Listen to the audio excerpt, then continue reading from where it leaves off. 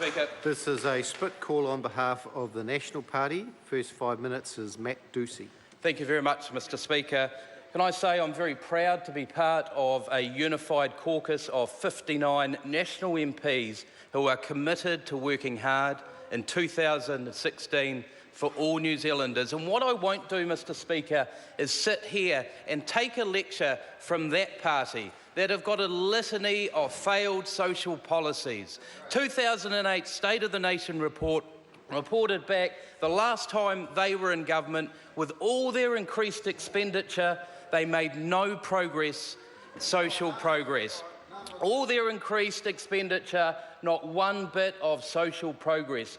The way you improve the well-being of the people in your country is your country becomes competitive. By increasing competitivity, you increase the well-being of your people. So get off the fence and support the TPPA. We know that will give us trade in 11 other countries, increase 800 million potential customers, 40% of the world's trade, Mr Speaker. Mr Speaker, it's been a great start to 2016. We've got GDP growth that's the envy of other OECD countries. We know unemployment is tracking down, one of the best in a long time. Workforce participation rate is increasing. We know wages are rising faster than inflation, and the country has returned to a surplus. What a great start to the year, Mr Speaker. What a great start to 2016. But we know in this national government we can do better. And we're committed to doing better and working harder for all New Zealanders, Mr Speaker. Can I take this opportunity to also welcome our new MP, Maureen Pugh, a List MP, a very hard-working local MP who's going to give the region of West Coast Tasman great representation. And Maureen and myself are part of 15 new national MPs of the intake of 2014. And we're new, we're fresh, committed, energetic to working hard for all New Zealanders in 2016. And we're looking forward to a great year coming ahead, Mr Speaker. Can I just pause for a moment, Mr Speaker, and reflect on a meeting I had yesterday in my electorate of Waimakariri. I organised a senior citizens meeting, turned up there and we had some great discussion, and it's great to hear feedback from people on the ground and their concerns and what we're doing well and what we need to improve on. And it was great for them to see and recognise that, you know, we are a small cog in a global system, and we need to get out there and engage international markets.